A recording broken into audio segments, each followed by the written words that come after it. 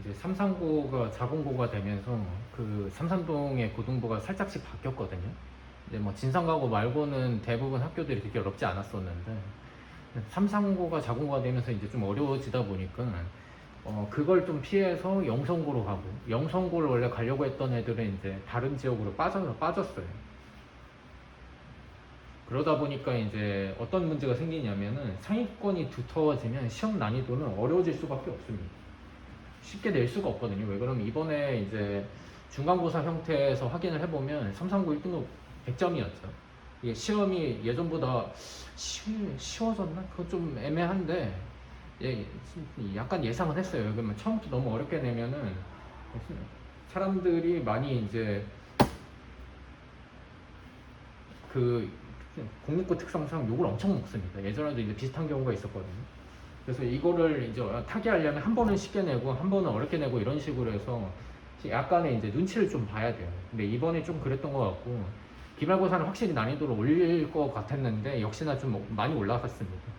커터링이 좀 내려갈 것 같은데 시간 안에 못 풀게끔 난이도를 좀 꼬아놓으면 그런 문제들이 많이 없을 수 있거든요. 근데 그런 형태로 출제가 됐어요. 삼산고는. 영성고도 마찬가지로 이제 중간고사 때는 올림푸스에서 좀 많이 내서 체감 난이도는 낮추고 이제 시험 난이도는 높이는 이런 이제 약간의 꼼수 아닌 꼼수를 이렇게 쓰는 건데, 그래서 부교재를 좀 많이 풀어봐야지 어느 정도 적응을 할 수 있었죠.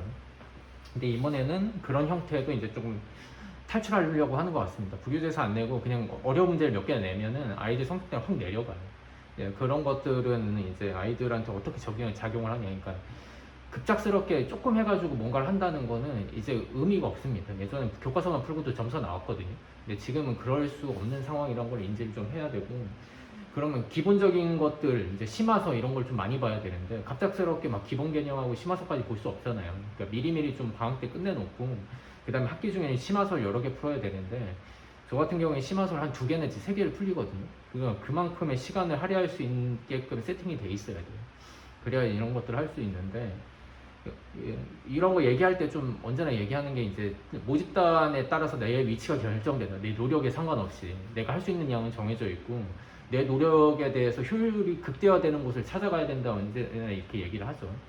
근데 삼성고 영성고가 바뀌었는데 그거 생각 안 하고 온 친구들은 진짜 힘듭니다. 그냥 준비가 돼 있는 상태에서 이렇게 하는데 이게 초창기에 이제 문제겠죠. 근데 작년에도 이제 원서 쓸 때도 그런 걸 생각해서 어떻게 내가 거기서 적응을 할 수 있냐, 어느 정도 준비가 돼 있냐, 이런 것들은 좀 잡아야 돼요. 그래야지 이제 적응을 할 수 있을 것 같아요. 그래서 계속 얘기하는 대로 이제 그냥 적당히 예전 하던 그 정도의 이제 옛날 얘기들 이런 것들은 좀 무시해야 되고 새로운 형태에서 새롭게 살아남을 수 있는 방법을 찾아야 됩니다. 미리 하든지 아니면 공부량을 엄청 늘리든지, 그리고 몸에 완전히 배어있는지 자기 반성해야 되고, 이런 것들이 굉장히 중요한 시기인 것 같아요.